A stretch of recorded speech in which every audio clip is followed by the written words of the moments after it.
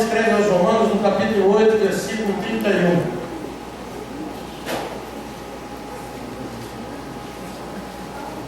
Romanos 8, versículo 31. Amém? Que diremos, pois, à vista dessas coisas? Se Deus é por nós, quem será contra nós? Versículo 33. Quem intentará acusação contra os eleitos de Deus? É Deus quem os justifica. Quem os condenará? É Cristo Jesus quem morreu, ou antes quem ressuscitou, ou o qual está à direita de Deus e também intercede por nós. Versículo 35. Quem nos separará do amor de Cristo? Será tribulação, angústia, ou perseguição, ou fome, ou nudez, perigo ou espada? Como está escrito, por amor de ti, somos entregues à morte o dia todo, fomos considerados como ovelhas para o matador. Versículo 37. Em todas estas coisas, porém, somos mais que vencedores por meio daquele que nos amou. Porque eu estou bem certo de que nem a morte, nem a vida, nem os anjos, nem os principados, nem as coisas do presente, nem do porvir, nem os poderes, nem a altura, nem a profundidade, nem qualquer outra criatura poderá separar-nos do amor de Deus que está em Cristo Jesus, nosso Senhor. Amém? Glória a Deus. Então, o que nós falamos, queridos, no primeiro culto foi sobre alguns grupos que eu separei. Eu separei o primeiro grupo na sexta, o segundo grupo no domingo e o terceiro grupo eu vou falar hoje. Amém. Agora, eu quero que você observe alguns detalhes muito importantes da nossa vida, que talvez você, se eu perguntasse para vocês, quem quer ser usado por Deus? Eu creio que vai ser todo mundo dizendo uma resposta positiva. Eu quero ser usado por Deus. Mas eu quero dizer para vocês que uma pessoa que tem um chamado de Deus, você foi chamado, uma pessoa que tem um pensamento fiel de servir a Deus, de querer fazer as coisas para Deus, em alguma área específica da tua vida, da vocação que Deus te chamou, do dom que Deus te deu, do talento que Ele colocou na tua vida, eu vou dizer algo para você. Tu vai sofrer um bocado, meu filho. Amém? Amém. Pastor, o senhor está falando que eu vou sofrer? Vai. Todos aqueles que têm uma unção para buscar, todos aqueles que têm uma vocação de Deus, um chamado de Deus, ele vai sofrer algumas coisas que eu disse. Primeiro grupo: tribulação, angústia, perseguição, fome, nudez, perigo e espada. Então, começa esse primeiro grupo a nos atacar, começa a vir para cima de nós, quer nos destruir, e esse primeiro grupo já é suficiente para acabar com muita gente, para destruir muita gente e separar você do amor de Cristo. Mas a Paulo está dizendo que nada pode separar você do amor de Cristo. Nada. Mas o inferno, o diabo, ele ficou tão furioso que houve um tribunal. E o diabo apanhou feio. O juiz é Deus. Jesus, o Filho, nosso advogado, fiel e verdadeiro. E você é o eleito de Deus. Aí Satanás perdeu feio, e ele saiu bravo, saiu mordendo, e ele falou: eu vou pegar esse povo, eu vou fazer de tudo para destruir esses eleitos de Deus. E ele vem para cima de nós, ele vem trazendo tribulações, angústias, perseguições. Foi isso que nós falamos no primeiro. Agora, vamos falar alguma coisa aqui. Quando a tribulação e a angústia se uniram, veio só a angústia, a tribulação, nós somos quase igual. Então deixa que eu vou pegar ela, eu vou angustiar a vida dele, eu vou angustiar o casamento, eu vou angustiar o trabalho, eu vou angustiar o ministério, eu vou angustiar qualquer coisa da vida dele, em qualquer área da vida dele. Só que não conseguiu. Amém. Nós vimos que ele tentou angustiar, ele coloca às vezes angústia em nós. Quantos de vocês sofrem? Quantas vezes eu já sofri? Quantas vezes ainda eu vou sofrer? Quantas coisas ainda a gente vai passar? Quantos problemas vão acontecer na nossa vida? E aí a angústia viu que o Senhor é o nosso socorro bem presente na hora da angústia. Então não teve como. Ela voltou mais fraca. E aí, quem que vem? A perseguição. E começa a te perseguir. Quantos são perseguidos do Senhor aqui? A maioria de nós é perseguido. A maioria de nós tem perseguições de pessoas, tem perseguições de homens, de demônios, de inferno, tem perseguição de tudo quanto é lado. Mas a maior perseguição nossa são contra nós mesmos. Eu mesmo persigo a mim mesmo. Você mesmo persegue a você mesmo. Você tem medo às vezes até da sua sombra. Então o que eu quero dizer? Na hora da perseguição, muitas vezes a gente desanima. A gente fala, será que Jesus me ama mesmo? Eu estou sendo muito perseguido. Aí a perseguição não aguentou nada também. Porque o Senhor nos livra, o Senhor nos deu vitória. O Senhor falou, não, eu sou com vocês. Eu não vou deixar nada acontecer contigo. Eu não vou deixar nada tocar em vocês. Ou seja, o Senhor falou que Ele é conosco. Amém. Mas aí veio a fome. Quantas vezes, eu até falei aqui, que eu passei dificuldade, mesmo estando na frente do trabalho, mesmo estando como obreiro, depois como pastor, e eu sofrendo dificuldades financeiras terríveis. A fome veio. E a fome veio para quê? Ela veio para acabar com o teu emprego. A fome veio destruir o teu emprego. A tua empresa não vai para frente. Aí a fome está aí atacando você, atacando o teu ministério, atacando a tua casa, atacando a tua família, atacando o teu casamento. A fome vem. Só que a fome volta para o inferno. E Satanás pergunta: o que aconteceu com você? Fome te voltou tão esquelética, tão magra. Por quê? Porque aqueles crentes abençoados, aqueles eleitos de Deus, eu taquei tanta fome neles, que em vez de ficar revoltados com Deus, eles começaram a jejuar. E aí a fome volta, e não tem jeito com esse povo.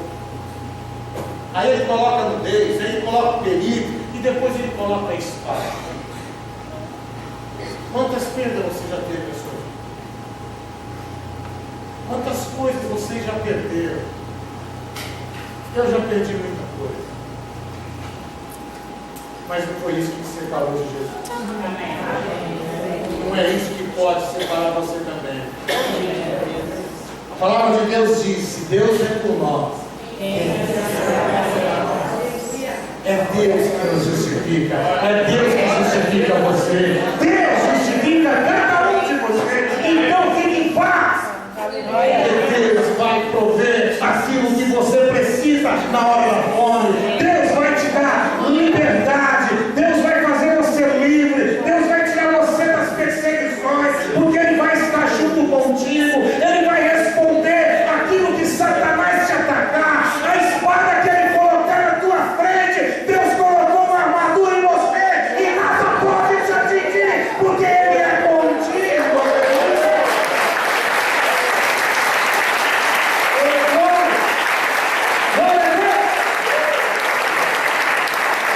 Glória a Deus, glória a Deus. Amém, querido? Amém. O segundo grupo, ele parte da morte. Impressionante como Paulo coloca a morte na vida. Como é que é possível que a vida pode separar alguém do amor de Cristo? Porque Jesus é vida, mas ele fala da vida que nós queremos levar. Ele não fala da vida com Cristo. Ele fala da vida mundana. Ele fala da vida que a gente quer levar para o Senhor, aquele triângulo todo.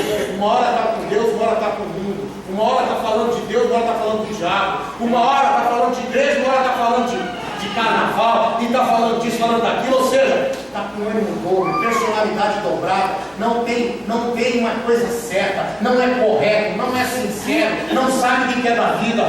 Não entendeu ainda o que é o Evangelho. Fica brincando de ser crente. Fica falando, crente é isso. Não, meu irmão.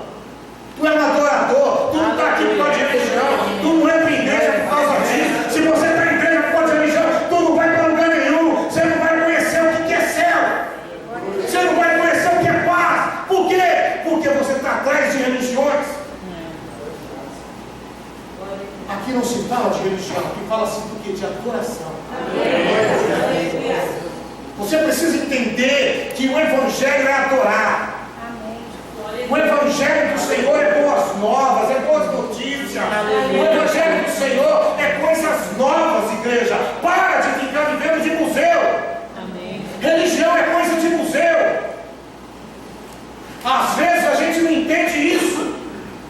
E aí fica atrás de uma religião achando, eu sou religioso, Deus vai me. Não, eu sou bom. Você não vai para lugar nenhum, querido, porque a religião não vai te levar para lugar nenhum.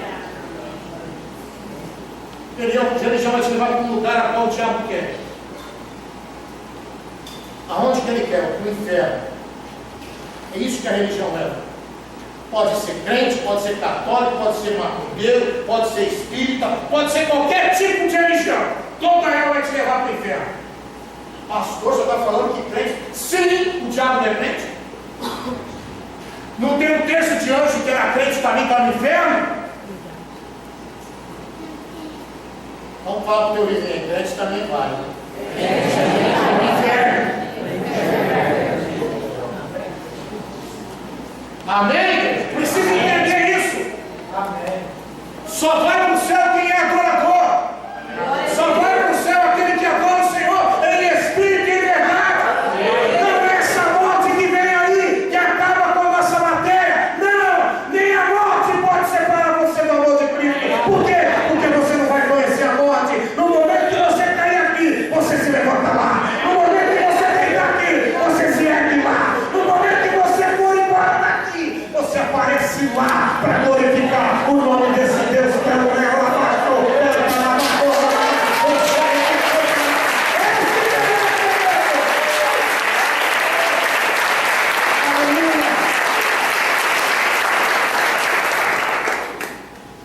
Mas aí ele fala de anjo. Que anjos são esses? Eu disse aqui no domingo. Tem anjo que vem, vamos hoje aqui, Senhor. Tem gente que fica ouvindo anjo para tudo quanto é lado. Pastor, ontem eu ouvi um anjo. Do jeito que ele era, tinha duas asinhas, pastor, era tão lindo. Ai, meu irmão.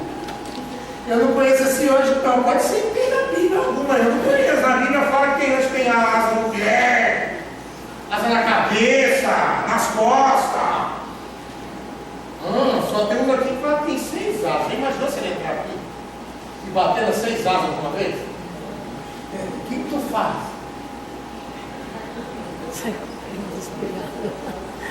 O que você faz, meu? Você não quer muito. Hã? Morre? Não. O cara é morto. Porque a glória dele é muito. Ora, isso. Você não vai conseguir ver anjo com os teus olhos. Você precisa estar com os olhos espirituais. Conversa mais boa que essa. Aí, ontem eu vi um anjo, pastor, mas ele não tinha rosto. Eu cansei de ensinar aqui que anjo, você não vai ver anjo com rosto, né? Aí eles vêm com essa história. Pastor, eu vi um anjo. Como é que era o rosto? Não tinha rosto não. O que era o rosto? Era uma luz branca. Um monte de invencionistas. Fala para o teu vizinho, por favor, você precisa ter discernimento.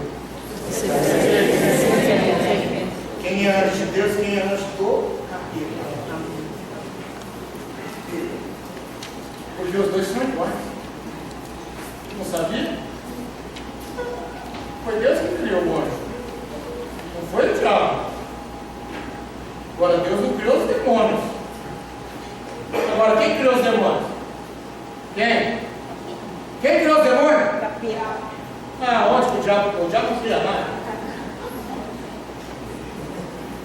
Foi Deus que criou os demônios? Não. Quem criou então, pastor? Não vem com a história de Deuteronômio 29, não. As coisas encobertas pertencem ao Senhor. Não vem com essa historinha, não.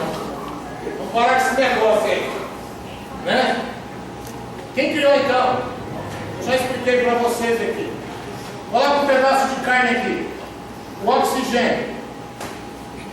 E todos os gases que vêm da atmosfera. Isso é científico.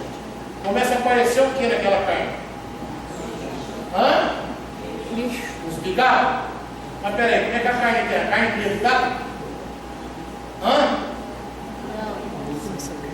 A mosca veio, sentou, mas se eu colocar um plástico vai ficar do mesmo jeito. Se eu fechar no plástico fechado e deixar fechado, não tem como entrar mosca. Vai criar bicho do mesmo jeito. Por quê? Porque a nossa carne é pura. Tudo que tem aqui dentro, sem a essência do Espírito Santo, é podre. É verdade.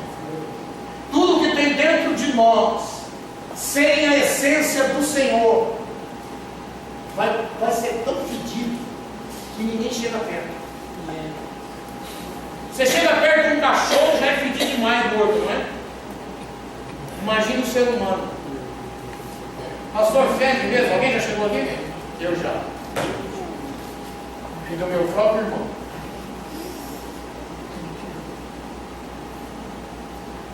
Eu praticamente fiquei quase dentro do IML junto, na hora que estava trazendo o meu irmão que ele foi afogado. Eu vi o fedor de pesado. Eu senti. Agora imagine você, 1/3 dessa população que você conhece, mas está morto antes do arrebatamento da gente. Vai ter lugares, que eu não vou estar aqui, eu espero que você também não. Amém. Não vai enterrar ninguém, vai ser corpo jogado no meio da rua. Isso está lá no livro de Apocalipse.